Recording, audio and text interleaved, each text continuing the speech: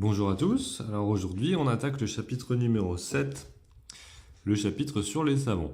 Si vous ne l'avez pas encore fait, je vous incite à récupérer le fichier pour pouvoir imprimer cette fiche, soit au format PDF, soit au format Google Doc. Alors, pour ce chapitre 7 sur les savons, on va avoir besoin de plusieurs choses. C'est un peu comme un puzzle qu'on va essayer d'assembler. On va avoir besoin des notions du chapitre numéro 3, du chapitre numéro 4, et aussi, puisqu'on est dans le thème sur les acides et les bases, de nos connaissances sur les acides et les bases, notamment du chapitre 5.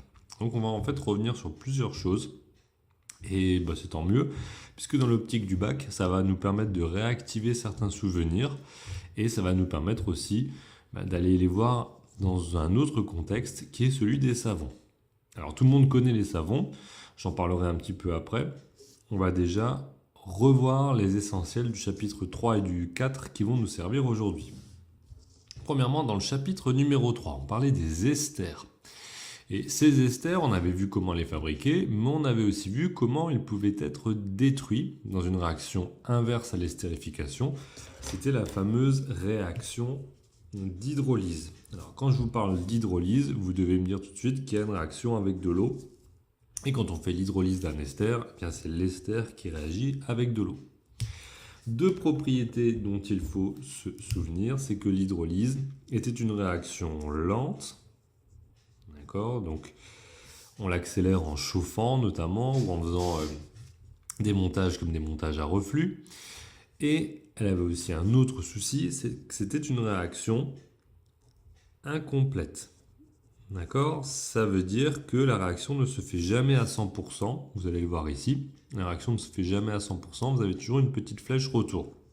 On avait d'ailleurs dit ici que cette petite flèche retour, on pouvait aussi parfois la retrouver sous la forme d'un égal. Enfin, moi, je préfère cette écriture-là. Alors, revoyons cette équation de l'hydrolyse sous forme d'équation chimique. On va reprendre nos réactifs. À gauche, vous avez ce qui doit réagir. On retrouve l'eau. H2O. On retrouve l'ester.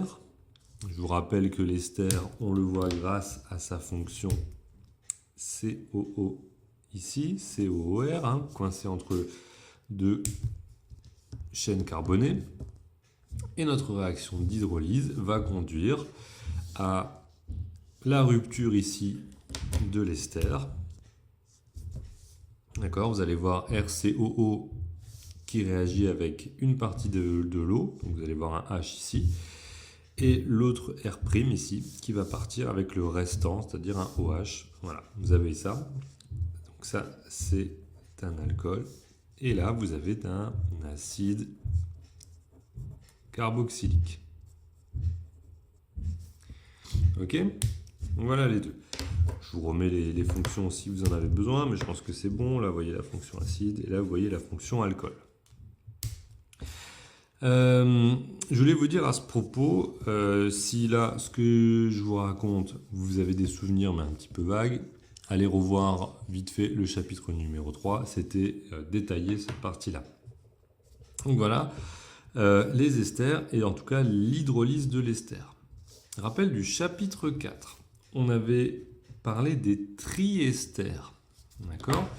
Et ces triesters, on avait vu qu'ils s'obtenaient, d'accord, on les avait appelés aussi des triglycérides, on avait vu qu'ils s'obtenaient avec une réaction dont je vais vous reparler ici. Alors, comment on fait pour obtenir un triester ? Déjà, je vais vous marquer la réaction chimique. On veut un triester. D'accord, triester, on peut l'appeler aussi triglycéride. Je vais mettre le mot tout de suite. C'est la même chose. Triglycéride. D'accord. Comment est-ce qu'on s'y prenait pour avoir un triester ? Eh bien, il fallait utiliser, comme pour chaque estérification, de l'alcool et de l'acide. L'alcool était un petit peu spécial. On prenait un trialcool. D'accord, c'était le glycérol. Il n'y en a pas 50, il n'y a que celui-là. Et pour avoir un ester, alcool doit réagir avec un acide carboxylique qu'on avait appelé ici des acides gras, parce que c'était des acides carboxyliques avec des chaînes longues, d'accord, plus que 4 carbones. Donc un trialcool plus un acide gras donnait un triester plus de l'eau. Ok. Vous avez ici la formule d'un triester. On va entourer les 3 fonctions ester, une ici et une là. Voilà notre triester. D'accord? Voilà ce qu'il faut avoir en tête avant d'enchaîner sur la suite. Alors nous verrons aujourd'hui la formule générale d'un savon. On va voir quelle est la formule chimique d'un savon et quelle est la taille de la chaîne carbonée dans un savon. Alors rendez-vous ici au grand 1.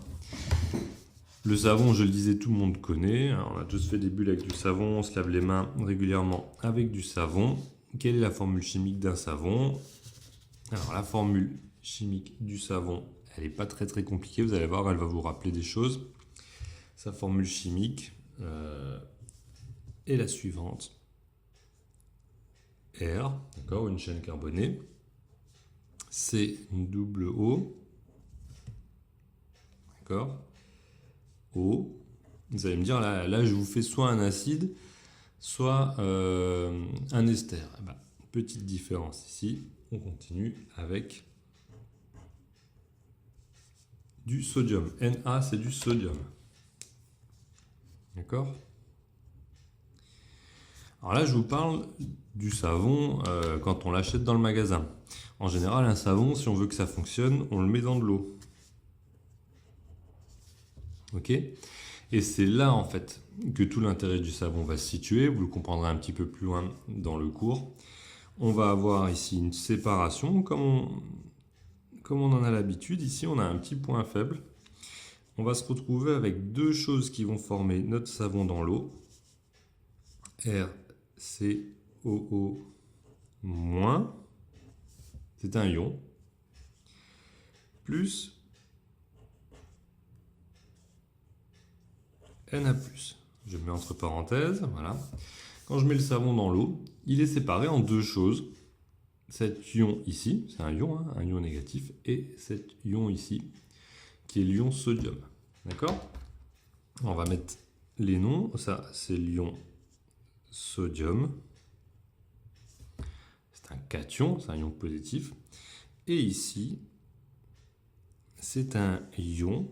Alors, comme on avait un acide carboxylique, si on rajoutait un H, d'accord, RCOH, ce sera un acide carboxylique, on appelle ça un ion carboxylate.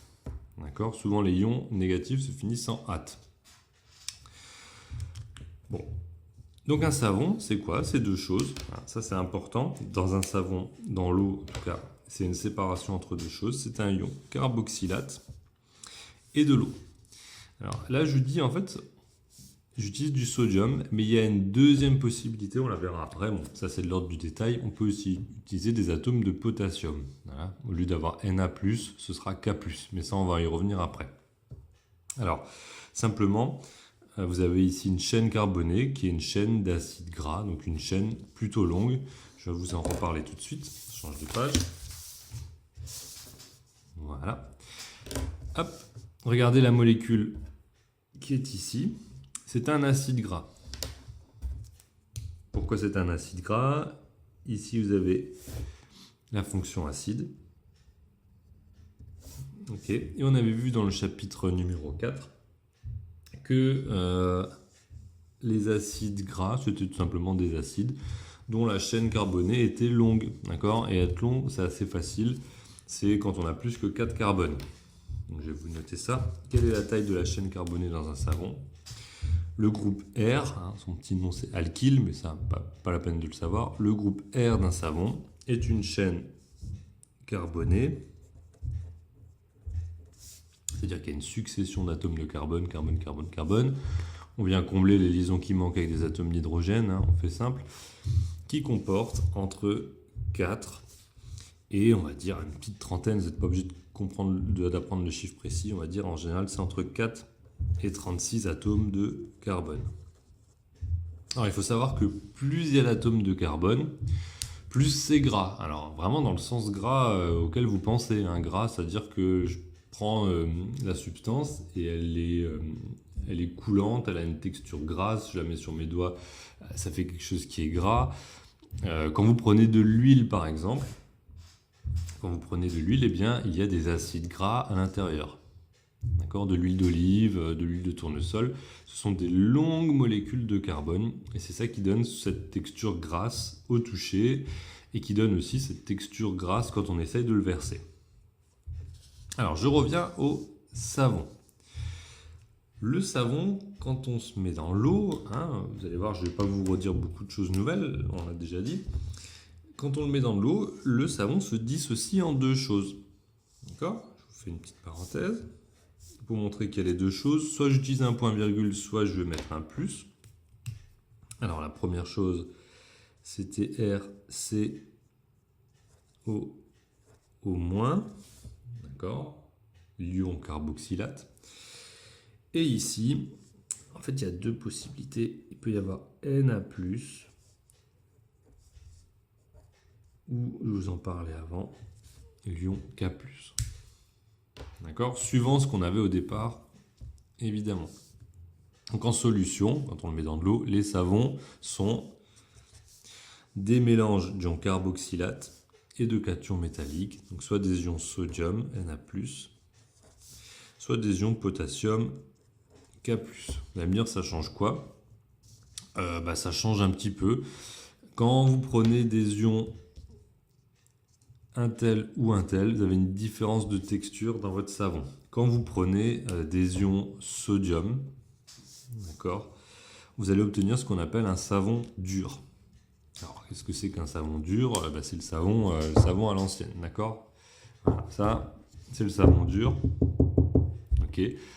Si je l'ai analysé, je verrai qu'il y a ça et des atomes de sodium. D'accord ? Donc ça, c'est du savon dur. Donc c'est des carboxylates de sodium à partir d'ions Na+. D'accord ? Et des savons mous, c'est à partir d'ions K+. Alors nous, on étudiera quasiment que des choses à partir d'ions Na+. Les savons mous, franchement, c'est très très rare. On peut en acheter, mais il faut vraiment le chercher.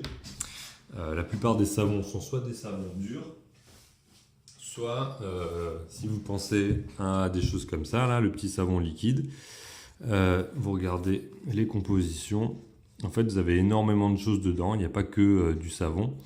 Il y a un mélange de plusieurs molécules d'ions carboxylate. Il y a un mélange de plusieurs ions carboxylate, un mélange de plusieurs ions, Na+, K+, etc. Il y a beaucoup de choses, des parfums, des choses pour que ce soit un petit peu plus doux. Et notamment du glycérol, d'accord, qui apporte une texture plutôt coulante. Ok ? Voilà. Donc ça, c'était pour le grand 1. On se reverra pour la réaction de saponification et on verra qu'on peut faire chez soi du savon. Alors, c'est normal qu'on peut en faire chez soi parce que c'est pas quelque chose qui a été inventé en laboratoire, à partir de substances basiques comme des cendres, du barbecue ou de cheminée. Et je vous montrerai à l'instant de quelque chose qui est de l'ordre de l'acide gras, comme dans les huiles d'olive ou les huiles de tournesol, c'est selon. D'accord ? Donc ça, ce sera pour le grand 2, la réaction de saponification. N'hésitez pas à me poser des questions ou à laisser des commentaires. À bientôt!